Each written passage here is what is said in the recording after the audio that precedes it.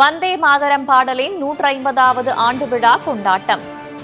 டெல்லியில் தபால் தலை மற்றும் நினைவு நாணயத்தை வெளியிட்டார் பிரதமர் மோடி.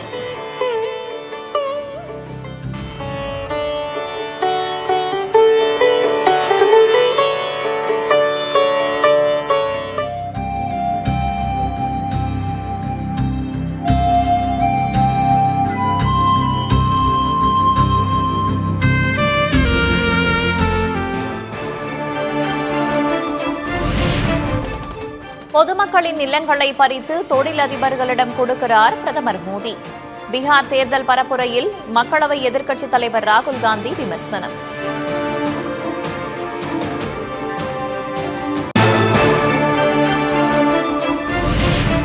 மசோதாக்களுக்கு ஒப்புதல் அளிப்பதில் தாமதம் என்ற குற்றச்சாட்டுக்கு ஆளுநர் மாளிகை மறுப்பு. 81 விழுக்காடு மசோதாக்களுக்கு ஆளுநர் ஒப்புதல் அளித்துள்ளதாகவும் விளக்கம்.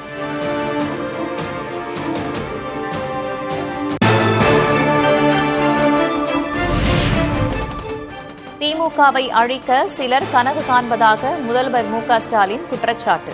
கட்சியை யாரும் தொட்டுக்கூட பார்க்க முடியாது என உறுதி. இன்றைக்கு யாரோ கிளம்பி இந்த கழகத்தை அழித்து விடலாம், ஒழித்து விடலாம் என்று கனவு கண்டு கொண்டிருக்கிறார்களே, அவர் கனவெல்லாம் நிச்சயம் எந்த கொம்பனாலும் இந்த இயக்கத்தை தொட்டுக்கூட பார்க்க முடியாது என்பதை மாத்திரம் இந்த நேரத்தில் நான் குறிப்பிட்டு காட்ட கடமைப்பட்டிருக்கிறேன்.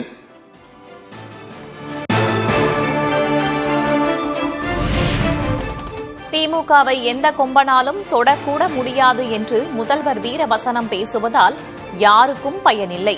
கோவையில் அடுத்தடுத்து நடக்கும் பெண்களுக்கு எதிரான குற்றங்களால் மக்கள் அச்சமடைந்துள்ளதாக அன்புமணி கருத்து.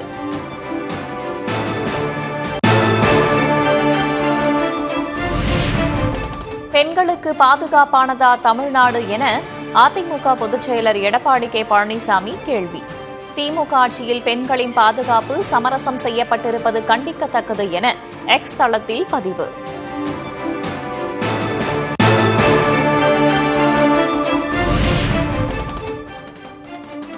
கோவையில் இளம்பெண் கடத்தலா என்பது குறித்து மாநகர காவல் ஆணையர் சரவணசுந்தர் விளக்கம். சிசிடிவி காட்சிகளை கைப்பற்றி விசாரணை நடத்தி வருவதாக பேட்டி.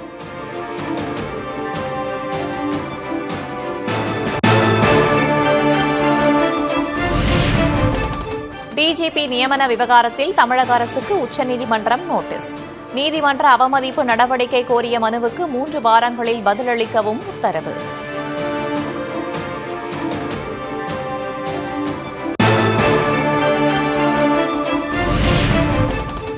பாஜக தான் தம்மை அழைத்து ஒருங்கிணைப்பு வேலையை செய்யச் சொன்னது. அதிமுகவிலிருந்து நீக்கப்பட்ட செங்கோட்டையன் பேட்டி. என்னை அழைத்தவர்கள் பிஜேபி தான். அழைத்து இரு இயக்கங்களையும் ஒன்றிணைக்கப்பட வேண்டும் என்று கூறியதும் அவர்கள்தான்.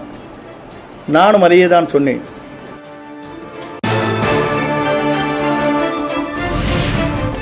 செங்கோட்டையன் பின்னணியில் திமுக உள்ளதோ என்ற சந்தேகம் உள்ளது. தமிழக பாஜக தலைவர் நைனா நாகேந்திரன் பேட்டி. அண்ணன் செங்கோட்டையன் விவகாரத்தில் கூட திமுக பின்னணியில் இருக்குமோங்கிற சந்தேகம் எங்களுக்கு இருக்கு. ஏன்னா நேற்று முன்தினம் தான் மதிப்புக்குரிய மனோஜ் பாண்டியன் அவர்கள் திமுக இணைஞ்சிருக்காங்க. ஆனா இதுக்கும் பின்னணியில் திமுக இருக்கும்னு நான் நினைக்கிறேன்.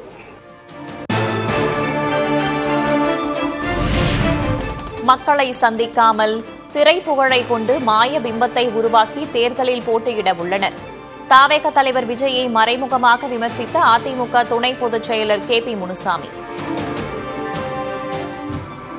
புதிய கட்சிகளும் உருவாகி ஒரு மாய பிம்பத்தை ஏற்படுத்தி வெளியிலே மக்களை சந்திப்பதில்லை, மக்களோடு நேரடியாக தொடர்பு இல்லை, ஏதோ சினிமாவில் நடித்தார்கள், அந்த சினிமாவில் நடித்து வைத்துக் கொண்டு ஒரு பெரிய கட்டமைப்பை உருவாக்கி விட்டதைப் போல தன்னை முதன்மைப்படுத்திக் கொண்டு அவர்களும் தேர்தல் களத்தில் வருகிறார்.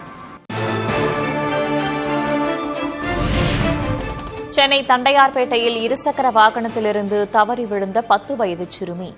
லாரி மோதியதில் சம்பவ இடத்திலேயே உயிரிழந்த சோகம்.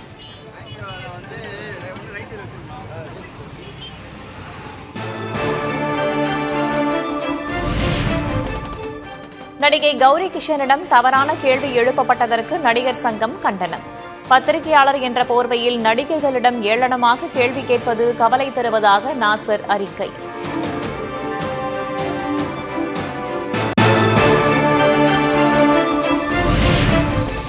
தமிழகத்தில் இன்றும் நாளையும் கனமழை. நாமக்கல், திருச்சி, திண்டுக்கல், மதுரை, தேனியில் இன்று கனமழை பெய்யும்.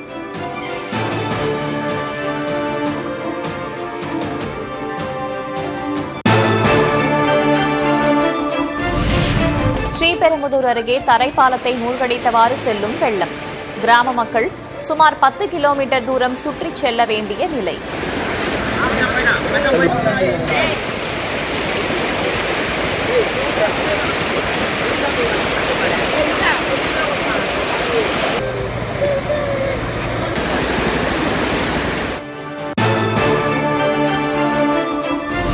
திருப்பத்தூர் ஜலகாம்பாறை அருவியில் 2வது நாளாக சுற்றுலா பயணிகள் குளிக்க தடை. தடுப்பு கம்பிகள் அடித்துச் செல்லப்பட்டதால் நடவடிக்கை.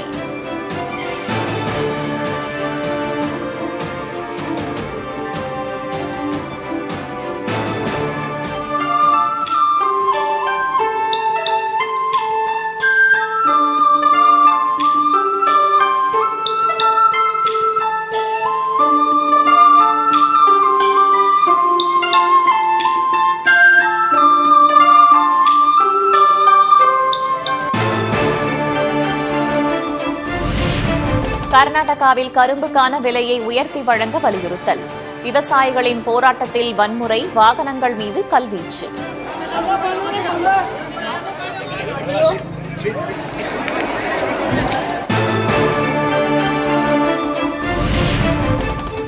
மகாராஷ்டிராவில் சாய தொழிற்சாலையில் பயங்கர தீ விபத்து. ரசாயன பொருட்கள் தீயில் எரிந்ததால் விண்ணை முட்டிய புகை மூட்டம்.